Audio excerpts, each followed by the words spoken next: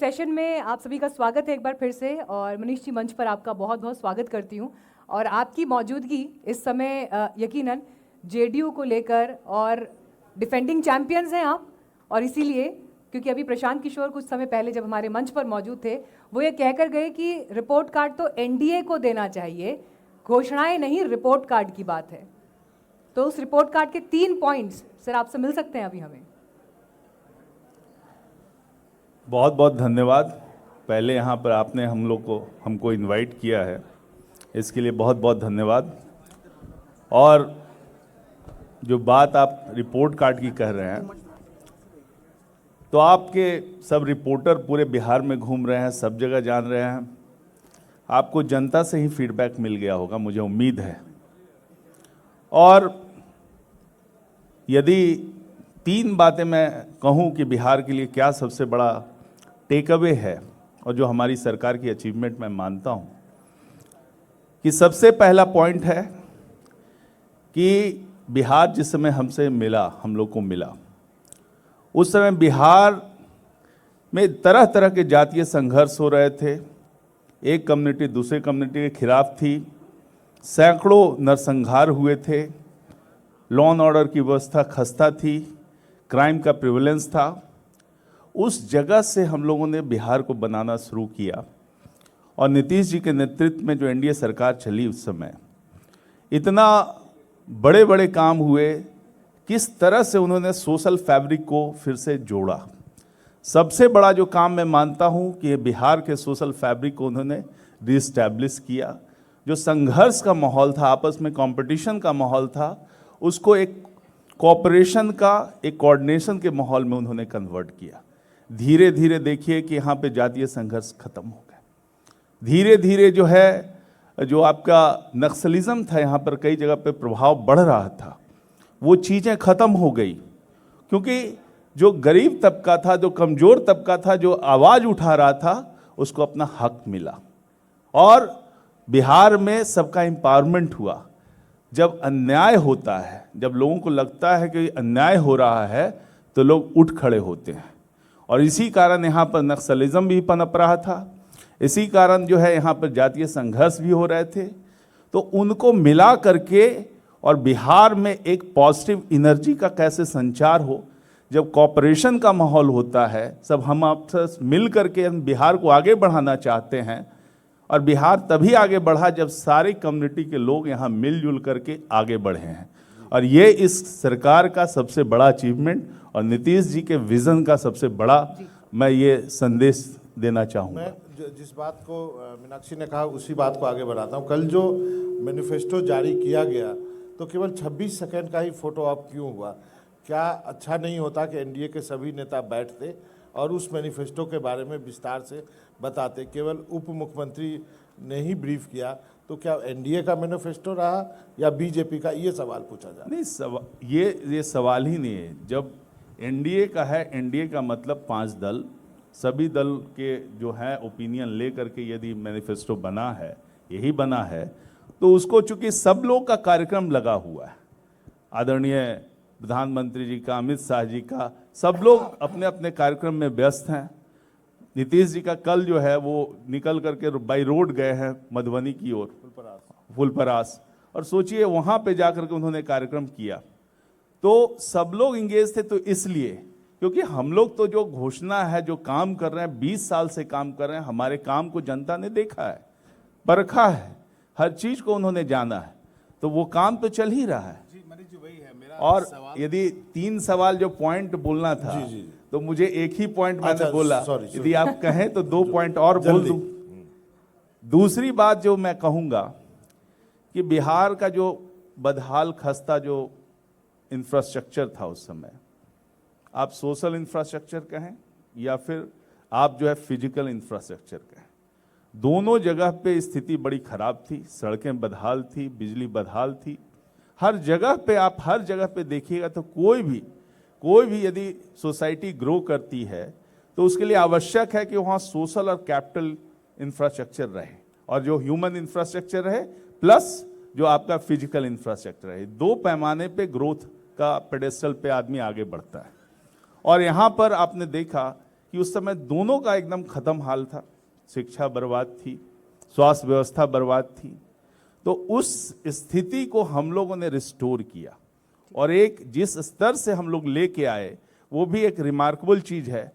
आप देखिए हर पैरामीटर में, देखिए मैं कहूँगा 2-3 पैरामीटर मैं बता दूंगा, उसके बाद जो आप कहना चाहें आप कहेंगे।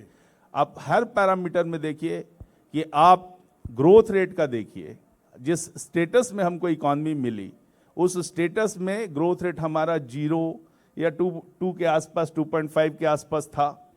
वहाँ से मिला हमको और हम लोगों ने 11 पे ले गए, 11, 14, डबल डिजिट से ऊपर का बिहार का ग्रोथ रेट रहा। अभी कई क्वेश्चन आते हैं कि भाई कि अभी तक क्यों नहीं हुआ, तो ग्रोथ रेट तो एक सर्टेन डिजिट ही होगा ना। 50% ग्रोथ रेट से कोई कंट्री नहीं बढ़ा है। आपकी बात समझ गए हम। मेरा 2 सवाल है आपसे। एक तो आपके नेता जो आपके सबसे बड़े चेहरे हैं, उनके ऊपर विपक्ष उनके स्वास्थ्य को लेकर लगातार सवाल उठाता है। पहला सवाल तो आपसे ये है कि वास्तविक स्थिति क्या है, और दूसरा जो आप बार बार 20 साल कहते हैं, वो 20 साल आपके लिए सबसे बड़ी कमजोरी है, क्योंकि लोग एक चेहरा देख के बोर हो जाते हैं, थक जाते हैं, और एंटी इनकम्बेंसी नाम की एक चीज़ होती है, वो उससे आपको सामना करना पड़ रहा है कि नहीं पड़ रहा है? देखिए जहाँ भी आप जा रहे हैं, हम तो जा रहे हैं या लोग से जो भी न्यूज़ रिपोर्टर जा रहे हैं, जब मैं फीडबैक लेता हूँ चारों तरफ से, तो लोगों का जो इतना नीतीश जी पे भरोसा है। देखिए ये तो एक चीज़ है कि भाई कि बोर हो गए, लेकिन नीतीश जी का जिस प्रकार से काम रहा है, लोगों का बिहार के सोसाइटी पे, यहाँ के लोगों का उनके चेहरे पे भरोसा है कि ये व्यक्ति है तो बिहार के लिए काम कर रहा है, ये व्यक्ति है तो बिहार के भविष्य के लिए काम कर रहा है और बिहार को सजाने में काम कर रहा है। ये कभी भी बिहार को लूटने का काम नहीं किया है, बिहार को सजाने का काम किया है। ये भरोसा पक्ष से पूछिए चाहे विपक्ष से पूछिए, किसी में हिम्मत नहीं है कि उनके इस भरोसे पे आप वो खंडन कर दे। और जनता से भी पूछिएगा तो ये भरोसा है, तो ये भरोसा उन्होंने 20 साल को काम करके पाया है। पहली बात। एक बात जोड़ना चाहती हूँ। हाँ। एक बात जोड़ना चाहती हूँ, क्योंकि विपक्ष अपनी हर रैली में बड़े अग्रेसिवली मुख्यमंत्री को टारगेट करते हुए ये कह रहे हैं कि उनका स्वास्थ्य ठीक नहीं है, वो मानसिक रूप से फिट नहीं है। और ये अभी से नहीं हो रहा कि चुनाव की घोषणा के समय हुआ हो, ये बीते कम से कम 7 से 8 महीने से तेजस्वी यादव लगभग हर सभा में कह रहे हैं। और वो ये कह रहे हैं कि जो है उनको सिर्फ किसी तरह से पुतला बनाकर या कठपुतली बनाकर या सिर्फ एक चेहरा बनाकर उनको आगे रखा जा रहा है, जबकि वो इस पद के लिए ही अब फिट नहीं है। देखिए भाई, विपक्ष का कोई, पहले आप बता देते हैं विपक्ष के पास कुछ है क्या? वो अपनी बड़ाई, अपने अचीवमेंट तो बता नहीं सकते, अपने जो नीतियां हैं वो बता नहीं सकते, उनके पास बताने के लिए कुछ नहीं है। नीतीश जी पे हमला करने के लिए उनके पास कुछ नहीं है। जब नीतीश जी का काम 20 साल का देखा है, उस पर कमेंट कीजिए कि कोई काम है। जब काम ये कुछ नहीं बचा तो बस एक ही अस्त्र है कि भाई कि उनके हेल्थ पे हमला करो। उम्र 75 साल से अधिक हो गई है। आप इस स्थिति में जिस तरह से नीतीश जी अब रैलियां कर रहे हैं, नालंदा गए, 7 विधानसभा बाय रोड उन्होंने एक जगह पे किया, सब जगह पे भाषण दिया। कल जाके मधुबनी जाकर के फुलपरास जा रहे हैं, बारिश हो रही थी, फ्लाइट कैंसिल हो गई। कई नेता, युवा नेता है जो यहीं पे घर बैठे रहे, यहीं से कुछ करते रहे। नीतीश जी बाहर निकल करके वहाँ पे जाके काम करते हैं। इससे पहले की बात करूं, पूरे हर जिले में जा करके उन्होंने प्रगति यात्रा के दौरान हर जगह पे जा करके हर जिले का जायजा लिया और हर जगह पे जो कमियां थी उसको ले करके एक साथ 50,000 करोड़ की स्कीम यहाँ पे लागू करते हैं। बताइए, यदि कोई आदमी तरह के हैं, काम सब हो रहे हैं, तो देखिए कोई भी नेता का जो है वो अपने काम से जवाब देता है। और दूसरी बात ये है, जो तेजस्वी यादव इस तरह का कह रहे हैं, जब बिहार में फ्लड आया था तो जहां पर फ्लड के जगह पे वो कहां पे खड़े थे? विक्टिम के साथ खड़े थे। विपक्ष का तो काम होता है जा करके विपक्ष की भूमिका निभाना, वो तो वहां पर जा करके सरकार का क्रिटिसाइज भी नहीं कर पाए, लोगों के साथ खड़े भी नहीं हो पाए। जब भी होता है बाहर जाके ऐश करना शुरू करते हैं। बहुत से वीडियोस जो वायरल हैं, जो थोड़ा समय क्या कहेंगे सर, जो बहुत वीडियोस वायरल हैं? वीडियोस तो जिस तरह से, अब जैसे वहां पर एक माला के पहनाने की कंट्रोवर्सी है वहां पे। हाँ चलिए, उसको तो एक वैसी घटना मान लेते हैं, उसी तरह से मंच की चीज़ है। लेकिन देखिए, जब आप किसी चीज में आप दिमाग से आप सोच लेते हैं कि ये ट्रू है, उसको प्रूव करने के लिए तरह तरह से टेक्निक है। और मीडिया का एक सेक्शन है जो इस तरह से करना चाहता है, इस तरह से नीतीश जी को दिखाना चाहता है। तो जब भी वहाँ पर इस तरह की बात आई तो उस एंगल से दिखाना, अब मान लें कि माला पहना दिया, अरे हमारे कैंडिडेट हैं उनको माला पहना दिया तो क्या बात है। नहीं सर, सवाल इसलिए उठ रहे हैं कि पहले नीतीश जी जो जाने जाते थे प्रेस कॉन्फ्रेंसेस करने के लिए, इंटरव्यू देने के लिए, हम सब ने किए हैं, तब इसलिए पूछा हाँ, जा रहा ये कि बात वो है कब कि हमसे मिलेंगे। ये एक बात नियम है था कि घर फोन करो तो रिंग बैक होता था, हाँ। मुख्यमंत्री बात करते थे हम नहीं, लोगों से। ये बात जरूर है कि वो उन्होंने जो इंटरेक्शन है थोड़ा कम हुआ है, लेकिन जहाँ जहाँ पर लोग में रास्ते में जहाँ से मीडिया से मुखातिब होते हैं तो अपनी बात कह ही देते हैं। जो उनको कहना होता है वो सिलेक्टिव है, कम अब करते हैं, लेकिन जहाँ पर भी इस तरह की बात होती है जो जैसे पहले फ्रीली सब जगह पे लंबे लंबे करते हैं, वो लंबे लंबे अब नहीं कर रहे हैं। अच्छा, एक और सवाल है कि जेडीयू चला कौन रहा है? कहा जा रहा है कि जेडीयू पर सवर्न लीडरशिप हावी हो गई है। मनीष वर्मा जी से आपसे अच्छा जवाब इसका कोई नहीं दे सकता है। देखिए जेडीयू क्योंकि ये में victim माने जा रहे हैं। हाँ हाँ, ये इसलिए देखिए। मैंने पूछा। मैं इतने ज़्यादा शब्दों में एलोबरेट नहीं करना चाह रहा था। मेरा मतलब है कि आप मेरा सवाल समझ गए होंगे, और आप अकेले लड़ाई लड़ रहे हैं, मैं ये भी जानता हूँ। ये देखिए, ये जेडीयू ऐसी पार्टी है जो नीतियों से चलती है और हमारे नीति निर्धारक हैं नीतीश कुमार जी। नीतीश कुमार जी ने ये पार्टी बनाई है और उनके अनुसार उनके डायरेक्ट सुपरविजन से, चाहे पार्टी हो चाहे सरकार हो, कोई भी काम ऐसा ना है जो नीतीश जी के नज़र से बचा हो। सारे चीज़ पे डायरेक्ट सुपरविजन से ही ये पार्टी के निर्णय लिए जाते हैं और सरकार के निर्णय लिए जाते हैं, दोनों जगह पे।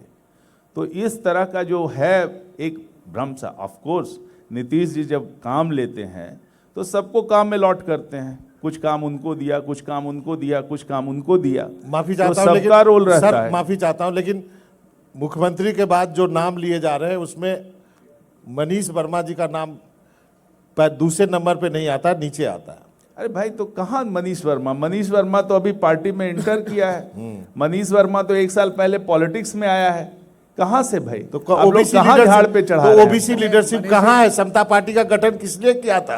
हाँ? ओबीसी नहीं, लीडरशिप भाई, कहाँ है? हमारे यहाँ कई ओबीसी के लीडर हैं, ऐसा थोड़ी है कि मैं ही हूँ। मनीष जी, पिछली चुनाव में आपको चिराग पासवान ने परेशान किया और आपकी नंबर्स जो हैं कम हुए उनके कारण से। इस बार प्रशांत किशोर वो रोल प्ले करेंगे? आपको लगता है कि प्रशांत किशोर जो चिराग फैक्टर था, प्रशांत फैक्टर है? देखिए, मैं तो कहूँगा कि जो जिस तरह से हमारा फीडबैक है चारों तरफ से, नो डाउट प्रशांत जी ने मेहनत की है, लेकिन बिहार की जनता समझती है कि इंटेंशन क्या है, क्या किस तरह के लोग किस इंटेंशन से काम करें। मेहनत करना और रिजल्ट आना ये सेम नहीं है।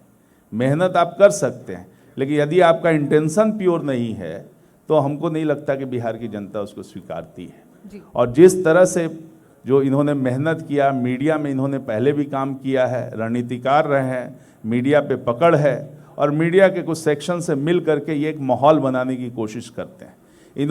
इनका जो देखिएगा पूरा कैंपेन ज़मीन पे बहुत कम है। जो हम लोग का ज़मीनी फीडबैक है, मैं एक ज़मीनी नेता हूँ, और ज़मीन पे जो फीडबैक है और जहाँ पे जो फीडबैक आता है ज़मीन पे कम है, सोशल मीडिया में छाए हुए हैं।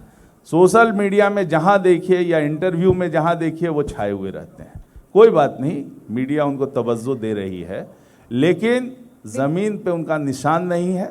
और मैं आपको कहता हूँ इस चैनल से कि 2 डिजिट से ऊपर उनका आ जाए तो मुझे कह लीजिएगा बात। चलिए, बड़ी बात कह दी सर और आपने यहाँ पर। अरे मैं उनको एक चैलेंज भी देता हूँ कि यदि उनकी हिम्मत होती तो कोई भी नेता को टेस्ट करना है तो चुनाव के मैदान में आना है, बिहार को लीड करना है तो चुनाव के मैदान में आना है, और 243 में 1 सीट भी चुन लें और प्रशांत जी खड़ा होकर दिखा दे, वहां से जीत के दिखा दे, मैं चैलेंज करता हूं जीत नहीं। चलिए, चैलेंजेस का दौर है। 6 तारीख और 11 तारीख बहुत इंपॉर्टेंट है सर। 14 तारीख को फिर आपसे मुलाकात होगी और बात होगी, लेकिन आज मंच पर आप आए, आपने सभी सवालों का जवाब दिया और बड़ा खुलकर बेबाकी से अपनी राय रखी। बहुत धन्यवाद सर आपका हमारे साथ जुड़ने के लिए, बहुत पावर प्ले का हिस्सा बनने के लिए।